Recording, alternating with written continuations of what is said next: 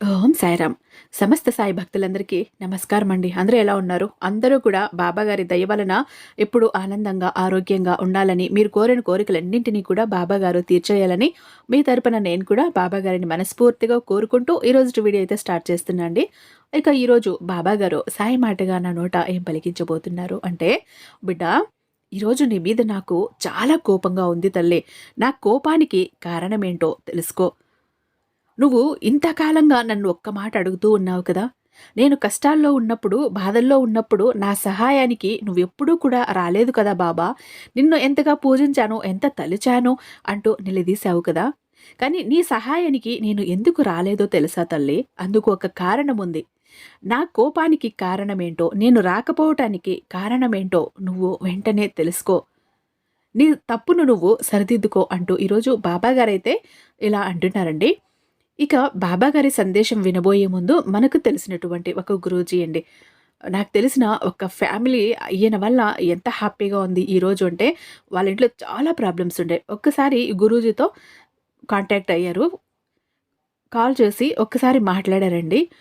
వాళ్ళకి ఉన్న దోషాలన్నింటికి తగిన పూజలు చేసి వాళ్ళ ప్రాబ్లమ్స్ అన్నింటినీ కూడా సాల్వ్ చేసి ఇచ్చారండి గురూజీ గారు. వాళ్ళైతే ఈరోజు చాలా హ్యాపీగా ఉన్నారు. మీకు కూడా ఇలాంటి ప్రాబ్లమ్స్ ఏవైనా ఉంటే ఒక్కసారి ఇక్కడ కాంటాక్ట్ అయ్యి చూడండి. శ్రీ సాయిబాబా ఆశీస్సులతో జ్యోతిష్యం చెప్తారండి. ఉన్నది ఉన్నట్టుగా చెప్తారు గురూజీ సీతారామరాజు గారు. వీరి మొబైల్ నెంబర్ 96698722. మీకు ఎలాంటి సమస్య ఉన్నా చిటికెలో పరిష్కరించి ఇచ్చేస్తారు. ప్రేమ, పెళ్లి, ఉద్యోగం, రాజకీయం, విదేశీ ప్రయాణం, ధనం నిలకడగా లేకపోవటం, భార్యాభర్తల మధ్య గొడవలు, ఆస్తి తగాదాలు, అప్పుల బాధలు, స్త్రీ పురుషులకు ఎటువంటి గుప్త సమస్యలు ఉన్నా వశీకరణ స్పెషలిస్ట్ అని కూడా చెప్పొచ్చండి. అలాగే వ్యసనాలకు బానిసే అందులో నుంచి బయటపడలేకపోయినా సంతానం కోసం, ప్రేమ వివాహాల కోసం ప్రతి ఒక్క దానికి అండి. బాబా గారి సందేశం వినబోయే ముందు ఒక చిన్న రిక్వెస్ట్ అండి. మన ఛానల్ని ఫస్ట్ టైం చూస్తున్నట్లయితే మన ఛానల్ని సబ్స్క్రైబ్ చేసుకుని మీ సపోర్ట్ నాకు అందివ్వండి. అలాగే మన వీడియో ఎక్కడ స్కిప్ చేయకుండా చివరి దాకా చూసి వీడియో నచ్చినట్లయితే ఒక చిన్న లైక్ ఇచ్చి మీ ఫ్రెండ్స్కి, ఫ్యామిలీ మెంబర్స్కి షేర్ చేయటం అస్సలు మర్చిపోకండి. ఇక బాబా గారైతే ఈరోజు ఇలా అంటున్నారండి. బిడ్డ, నా కోపానికి కారణం తెలుసుకో. నేను నీ సహాయానికి రాలేదని అంటున్నావు కదా, నిందిస్తున్నావు కదా. నా సహాయానికి ఎప్పుడైనా వచ్చావా బాబా? నేను కష్టంలో ఉంటే కూడా నువ్వు ఆదుకోలేదు కదా. నిన్ను ఎంత తలిచానో, ఎంత పిలిచానో, అయినా కూడా నువ్వు ఉలకలేదు, పలకలేదు అంటూ నన్ను నిలదీసావు కదా తల్లి. నిజమే, నువ్వు చెప్పింది కూడా నిజమే. కానీ నేను ఎందుకు రాలేదో నీకు తెలుసా? నీకు తెలియాలంటే ఒక చిన్న కథ రూపంలో చెప్తాను. జాగ్రత్తగా ఒక 2 నిమిషాలు విను తల్లి. వింటే నువ్వు చేసిన తప్పేంటో అర్థమవుతుంది. ఎందుకంటే నీకు ఈ కథకు చాలా సంబంధం ఉంది.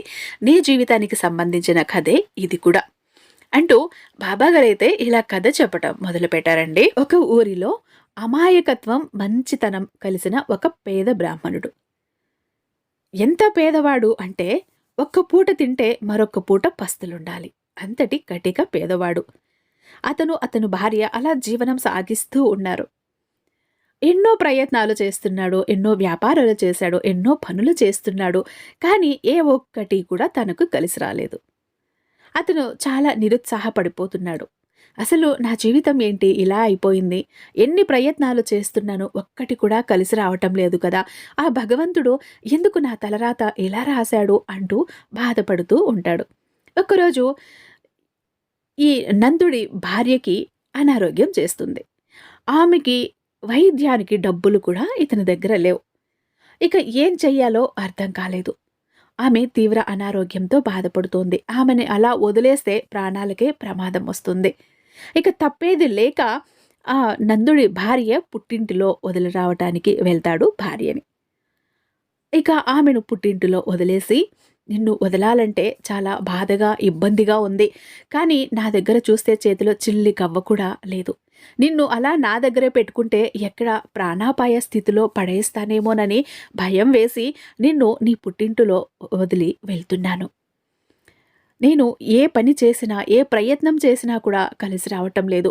నేను తొందరలోనే ఏదో ఒక వ్యాపారమో లేదో ఏదో ఒక పని చేసి కొంచెం డబ్బులు కూడబెడతాను. అప్పుడు నిన్ను తీసుకువెళ్తాను. అంతవరకు నువ్వు ఇక్కడే ఉండు. నా దగ్గర ఉండి అష్టకష్టాలు పడకు అంటూ భార్యతో అంటాడు. అప్పుడు ఆమె ఉండి, నాకు తెలుసండి, నేను చూస్తూనే ఉన్నాను కదా, మీరు ఎంత కష్టపడుతున్నారో, ఎన్ని ప్రయత్నాలు చేస్తున్నారో, ఎన్ని వ్యాపారాలు చేశారో కూడా నాకు తెలుసు. కానీ మన దురదృష్టం ఏంటో ఒక్కటి కూడా కలిసి రావటం లేదండి. సరే మీరు జాగ్రత్తగా వెళ్ళి ఏదో ఒకటి చూసుకోండి. త్వరలోనే మన జీవితాలు సర్దుకుంటాయిలే అని ఆమె ధైర్యం చెప్పి పంపుతుంది. ఇక ఈ నందుడు ఇంటికి వచ్చి మరుసటి రోజు ఇంటి ముందు అరుగు ముందు కూర్చుని బాధపడుతూ ఉంటాడు. ఏం పని చెయ్యాలా? దానికి కావలసిన డబ్బులు ఏం చెయ్యాలా అంటూ ఆలోచిస్తూ ఉంటాడు. ఈ నందుడు అలా కూర్చుని బాధపడుతూ ఉండగా అటువైపుగా తన స్నేహితుడు ఒక ఆయన వస్తాడు. వచ్చి, ఏంటి నందా, నిన్న ఇంటికొచ్చాను, ఇంటికి తాళం వేసి ఉంది, ఎక్కడికెళ్ళావు అంటూ అడుగుతాడు. నిన్న నేను మా అత్తగారు ఊరికి వెళ్ళాను. నా భార్యకు అనారోగ్యం చేసింది. తనకు చూపించాలంటే కూడా, వైద్యం చేపించాలంటే కూడా చేతిలో చిల్లి గవ్వలేదు. ఏం చెయ్యాలో దిక్కుతోచన స్థితిలో వెళ్ళి మా అత్తగారింటిలో, అంటే నా భార్య పుట్టింట్లో ఆమెను వదిలేసి వచ్చాను అని అంటాడు. అప్పుడు స్నేహితుడుండి, అరే అంత కష్టం ఏమొచ్చింది అంటాడు. ఏంటో తెలీదు, ఏ పని చేసినా కూడా కలిసి రావటం లేదు. ఏ పని చెయ్యాలన్నా నష్టమే వస్తుంది. ఏం చెయ్యాలా కూడా అర్థం కావట్లేదు అని బాధపడతాడు ఈ నందుడు. అప్పుడు ఉండి ఆ స్నేహితుడు, నువ్వు వెంటనే పరమేశ్వరుడికి పూజ చెయ్యి, ఈశ్వరుడికి పూజ చెయ్యి. ఆయన కష్టాల్లో ఉన్నవారిని ఇట్టే ఆదుకుంటాడు. నీ కష్టమంతా తొలగిపోతుంది. నీకు అంతా మంచి జరుగుతుంది. నాకు కూడా కష్టం వచ్చినప్పుడు నేను ఇలానే ఆ పరమేశ్వరుణ్ణి వేడుకుంటాను, పూజ చేస్తాను. అప్పుడే ఆ క్షణమే నా కష్టాలన్నింటినీ కూడా బయటకు పడవేస్తాడు అని చెప్తాడు ఆ స్నేహితుడు. ఇక దాంతో, అవునా అయితే సరే, నేను కూడా ఈ రోజుటి నుంచి పరమేశ్వరుణ్ణే పూజిస్తాను అంటూ ఇక ఆ రోజుటి నుంచి కూడా ఆనందుడు పరమేశ్వరుని పూజించడం మొదలుపెట్టాడు. ఇక పరమేశ్వరుడి మీద భారం వేసి ఇక తప్పేది లేక మట్టి కుండల వ్యాపారం చేయాలని కుండలు కొనుక్కొస్తూ ఉంటాడు. అలా కుండలు కొనుక్కొస్తూ ఉంటే ఆ కుండలన్నీ మొత్తం కింద పడి పగిలిపోతాయి. ఇక అతనికి ఏం చెయ్యాలో అర్థం కాదు. ఏడుపు తన్నుకొస్తోంది, దుఃఖము పొంగుకొస్తోంది. ఏంటి పరమేశ్వర ఎలా అయింది అంటూ ఇంటికి వచ్చి పరమేశ్వరుడి ఫోటో ముందు నిలబడి, ఏంటయ్యా పరమేశ్వర, ఎలా చేశావు? నిన్ను నేను ఎంతగా నమ్మాను, ఎలా చేశావేంటి? నా జీవితం ఎలా అయిపోయిందేంటి? నువ్వు నాకు సహాయం చేస్తావనుకున్నాను, నువ్వు కూడా సహాయం చేయలేదు కదా తండ్రి అంటూ దేవుణ్ణి, శివుణ్ణి నిందిస్తూ బయట వచ్చి బాధపడుతూ అరుగు మీద కూర్చుంటాడు ఈ నందుడు. అలా కూర్చుని ఉంటే ఇంకొక స్నేహితుడు అటువైపుగా వెళ్తూ, ఏంటి నందా అంత దీనంగా కూసున్నావు, ఏంటి అంత బాధగా కూర్చున్నావు అని అడుగుతాడు. ఏం చెప్పమంటావు, నేను ఏ పని చేసినా కూడా అందులో నష్టమే కలుగుతోంది. ఏ పని చెయ్యాలన్నా కూడా నాకు కలిసి రావటం లేదు. నా దురదృష్టం నన్ను వెంటాడుతోంది. నా స్నేహితుడు మాట ప్రకారం నేను శివయ్యను నమ్మి శివయ్య మీద భారం వేసి కుండల వ్యాపారం చెయ్యబోతే కుండలన్నీ కూడా పగిలిపోయి నేలపాలైపోయాయి. ఇక ఏం చెయ్యాలో అర్థం కావటం లేదు అని అంటాడు. ఇక ఆ స్నేహితుడు ఉండి తను వచ్చి, విఘ్నేశ్వరుడి భక్తుడు, ఏంటి నువ్వు శివయ్యను పూజించావా? సరిసర్లే, వద్దు, నువ్వు విఘ్నేశ్వరుని పూజించు. ఆయన ఏ పని చేసినా కూడా విఘ్నాలన్నవి రాకుండా, ఆటంకాలన్నవి ఎదురవ్వకుండా ప్రతిసారి కాపాడుతాడు. కాబట్టి నువ్వు విఘ్నేశ్వరుని పూజించు అని చెప్పి అక్కడి నుంచి వెళ్ళిపోతాడు. ఇక ఈ నందుడు సరే విఘ్నేశ్వరుడి మీద భారం వేసి ఏం చేస్తాడు, సరే నేను విఘ్నేశ్వర షోడాల వ్యాపారం మొదలు పెట్టాలి అనుకుంటున్నాను. నా పనిలో ఎలాంటి అడ్డంకులు, ఆటంకాలు, విఘ్నాలు కలగకుండా నువ్వే కాపాడు తండ్రి, నీ మీద భారం వేస్తున్నా అంటూ ఇక విఘ్నేశ్వరుడి మీద భారం వేసి ఆ షోడాల వ్యాపారం మొదలు పెడతాడు. అలా వ్యాపారం మొదలుపెట్టాక కొద్ది రోజులు గడిచేసరికి ఇక ఆ ఊర్లో పెద్దగా చిరువానతో స్టార్ట్ అయ్యి అది తుఫానుగా సాగుతుంది. అలా ఒక 15-20 రోజుల పాటు వర్షాలు ఆగవు. ఇక వర్షాలు ఆగకపోతే ఆ ఊర్లో జనాలు ఒక్కరు కూడా ఇంటి నుంచి బయటకు రారు. ఇక ఇతడి వ్యాపారం మొత్తం ఆగిపోతుంది. ఇక ఆ వర్షపు నీటికి సోడా బాటిల్స్ కూడా మొత్తంగా అవన్నీ పాడైపోతాయి. ఇంక ఏం చెయ్యాలో అర్థం కావటం లేదు. చాలా బాధ అనిపించింది. నా దురదృష్టం నన్ను వెంటాడుతోంది. ఇంకా ఇంతకంటే మంచిగా నా జీవితం ఎలా ఉంటుందిలే అనుకుంటూ ఇంటికొచ్చి విఘ్నేశ్వరుడి పటం ముందు ఇలా విఘ్నేశ్వరుని నిలదీస్తాడు. ఏంటయ్యా విఘ్నేశ్వర, నేను నీ తండ్రిని ఎన్నాళ్ళుగానో పూజించాను, ఎన్నాళ్ళు కొలిచాను. ఆయనకి భక్తులు ఎక్కువైపోవటంతో నన్ను పట్టించుకునే తీరిక లేక నన్ను పట్టించుకోకుండా వదిలేశాడు. ఇక నువ్వు కూడా నన్ను ఇలా వదిలేసావెందుకయ్యా? నీ మీద ఎంత నమ్మకం పెట్టుకున్నా, ఎంతగానో నమ్మాను. నువ్వైనా నా జీవితాన్ని బాగు చేస్తావు, నా దురదృష్టాన్ని తొలగిస్తావు, నాకన్నీ కలిసొచ్చేలా చేస్తావని, అన్ని విఘ్నాలు లేకుండా అన్నింటినీ తొలగించేస్తావు అని నీ మీద భారంతో చూడాల వ్యాపారం చేస్తే అది కూడా పాడైపోయింది కదయ్యా. నేను ఏం చెయ్యను తండ్రి అంటూ ఇక నందుడు అలా అరుగు మీద కూర్చుని బాధపడుతూ ఉంటే ఇంకొక చిన్ననాటి స్నేహితుడు అటువైపుగా వెళ్తూ, నంద ఏమైంది, అలా ఉన్నావేంటి, అంత చింతగా కూర్చున్నావు అంటూ అడుగుతాడు. ఏం చెప్పమంటావు, నా పరిస్థితే బాగాలేదు. ఒక స్నేహితుడు వచ్చి శివయ్యను పూజిస్తే నీ కష్టాలన్నీ తీరిపోతాయి అన్నాడు. శివయ్యను పూజించాను, ఫలితం లేకపోయింది. ఇంకొక స్నేహితుడు వచ్చి విఘ్నేశ్వరుని పూజించు అని అన్నాడు. అక్కడ కూడా ఫలితం లేకపోయింది. ఏం చేసినా కూడా నా దురదృష్టం నన్ను వెంటాడుతోంది అని అంటాడు. ఇక ఈ స్నేహితుడు సాయిబాబా భక్తుడు. సాయిబాబా భక్తుడైతే ఏంటి, నువ్వు శివయ్యని విఘ్నేశ్వరుని పూజించావా? సరే, ఈసారి నువ్వు సాయిబాబాను పూజించు.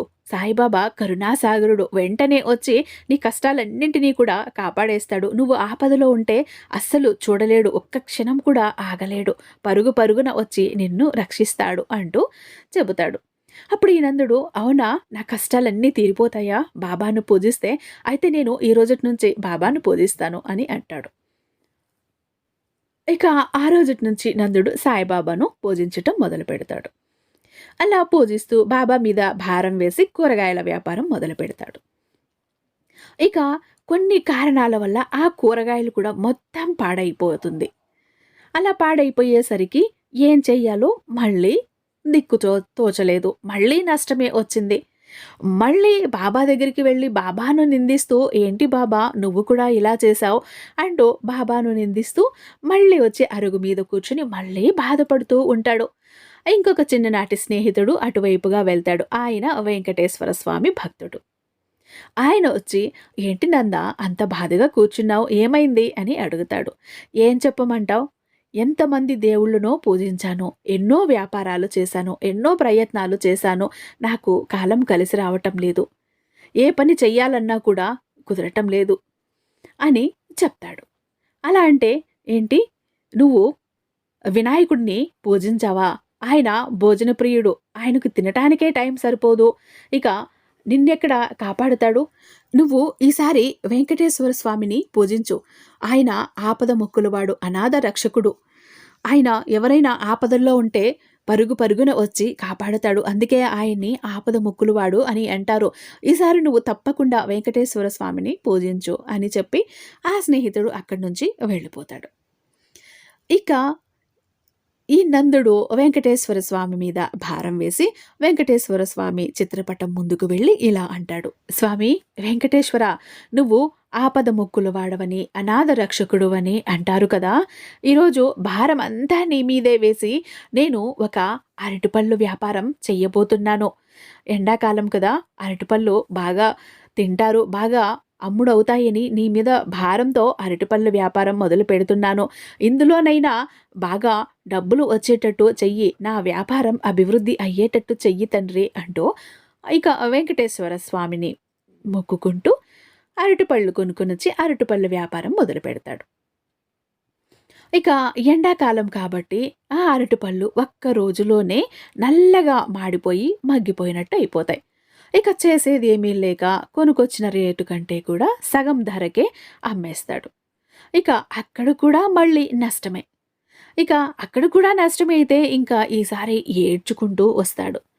వెంకటేశ్వర, నిన్ను ఎంతగా మొక్కాను, ఎంతగా తలిచాను, నీ మీద భారం వేశాను కదా తండ్రి, అంతా నువ్వే కాపాడు, ఆపద మొక్కులు వాడు అని నిన్ను అంటారు కదా, నన్ను ఆపదలో పడవేయకు, నాకు ఆపద వస్తే కాపాడు అంటూ నిన్ను ఎంతగా మొక్కున్నాను, ఎంతగా కోరుకున్నాను తండ్రి, నువ్వు కూడా నా చెయ్యి విడిచిపెట్టేశావా? నువ్వు కూడా నన్ను వదిలించేసుకున్నావా? నువ్వు కూడా నేను కష్టాలు పడుతూ ఉంటే చూస్తూ ఉన్నావు కదూ అంటూ ఇంక వెంకటేశ్వర స్వామిని నిందించటం మొదలుపెట్టాడు. అలా అరుగు మీద కూర్చొని బాధపడుతున్నాడు. ఏం చెయ్యాలో అర్థం కావట్లేదు. దిక్కుతోచని స్థితి. చేతిలో డబ్బులు చూస్తే డబ్బులు కూడా లేవు.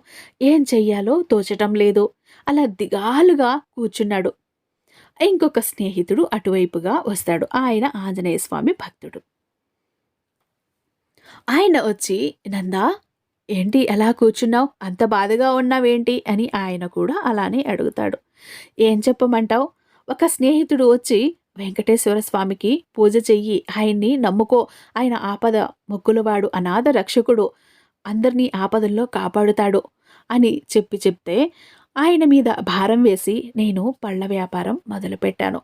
కానీ ఆ పళ్ళ వ్యాపారం పాడైపోయింది. పళ్ళన్నీ కూడా పాడైపోయాయి. తెచ్చిన ధర కంటే సగం ధరకే వాటినన్నింటిని కూడా అమ్మేశాను.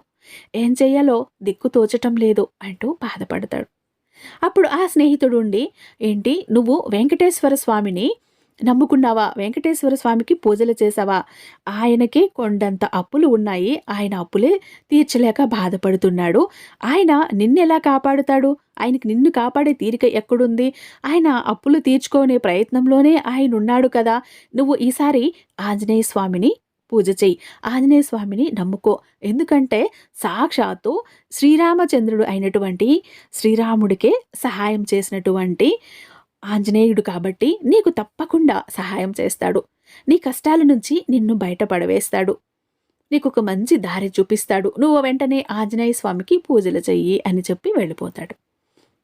ఇక ఈ నందుడు ఆంజనేయ స్వామి చిత్రపటం ముందుకు వెళ్ళి, "నువ్వు శ్రీరామచంద్రుడికే సహాయం చేశావు కదా ఆంజనేయ, నాకు కూడా తప్పకుండా సహాయం చెయ్యి. నా పరిస్థితులన్నీ బాగు చెయ్యి. నేను వ్యాపారం మొదలు పెట్టబోతున్నాను. అందులో నాకు బాగా లాభాలు వచ్చేటట్టుగా చెయ్యి" అని చెప్పి ఆంజనేయ స్వామి మీద భారం వేసి ఇక ఊరగాయ జాడీల వ్యాపారం మొదలు పెడతాడు. అలా ఆ ఊరగాయ జాడీల వ్యాపారం కొద్ది రోజులు బాగానే సాగుతుంది.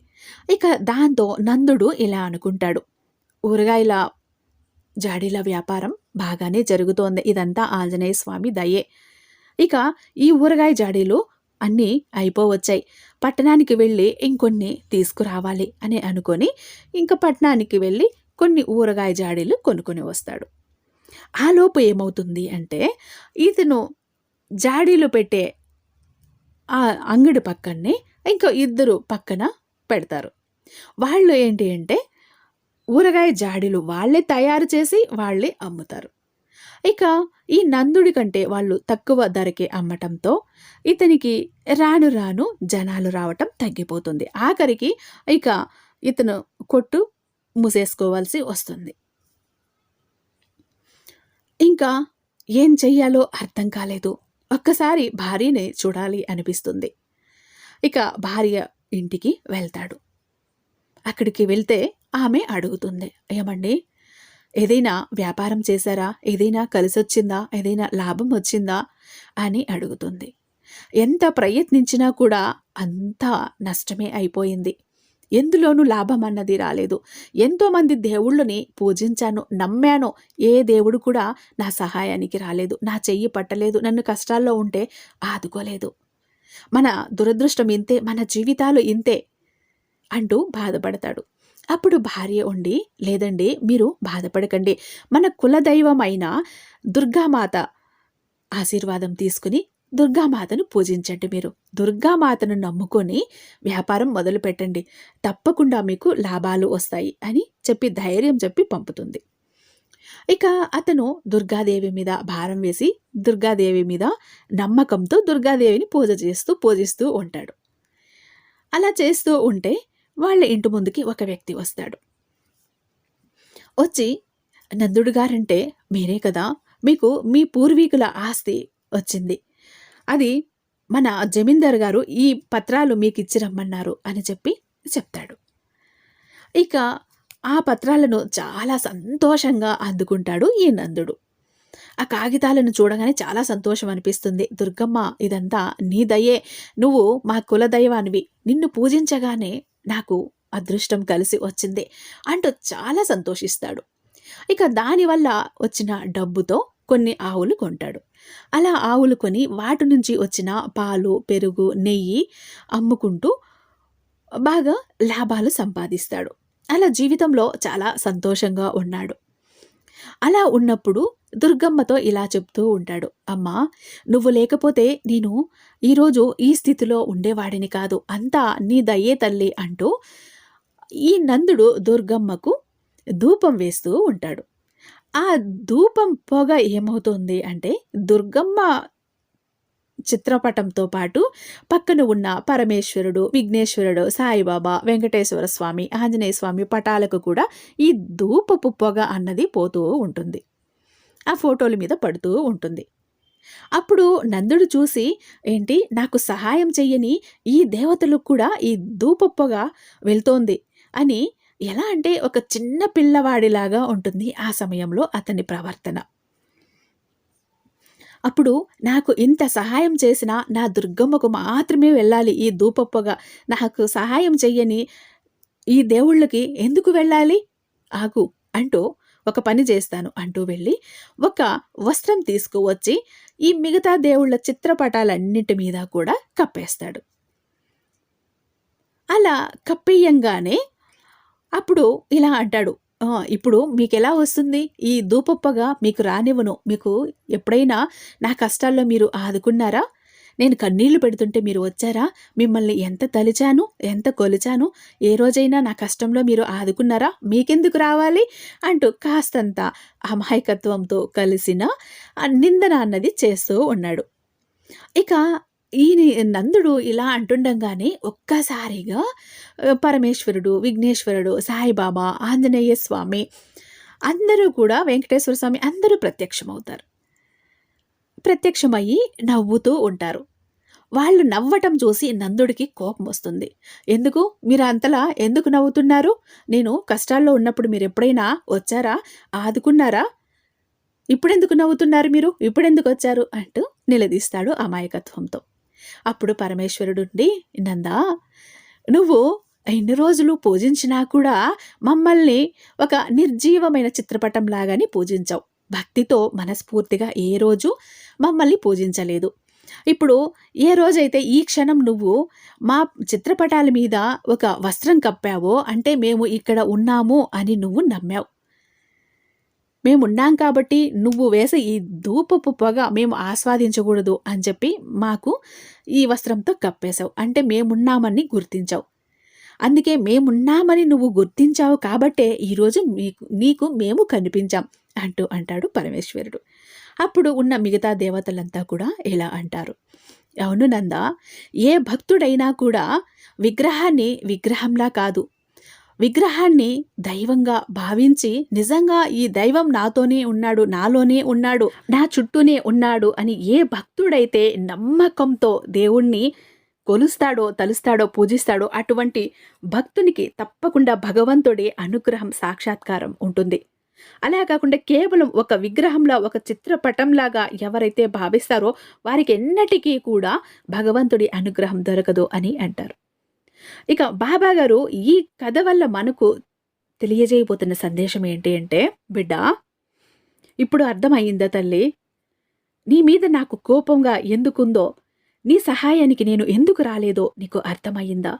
నువ్వు కూడా నన్ను ఒక విగ్రహంలాగా, ఒక చిత్రపటంలాగా పూజించవే కానీ నా బాబా నాతో ఉన్నాడు, నాలోనే ఉన్నాడు, నా కష్టానికి వస్తాడు, నేను బాధలో ఉంటే పరుగు పరుగున వచ్చి కాపాడతాడు అన్న నమ్మకం నీలో లేదు. ఎక్కడో ఒక పక్కన బాబా నిజంగా ఉన్నాడా, వస్తాడా అన్న చిరు అనుమానం కూడా ఉంది. ఇవన్నీ నీ మనసులో నుంచి తీసేసిన రోజున తప్పకుండా నా అనుగ్రహం నీకు ఉంటుంది బిడ్డ. నీ మీద నాకు కోపం కూడా అందుకే తల్లి. నా బిడ్డ నన్ను అర్థం చేసుకోలేదు కదా, నన్ను నమ్మలేదు కదా అనే బాధే నాకు ఉంది.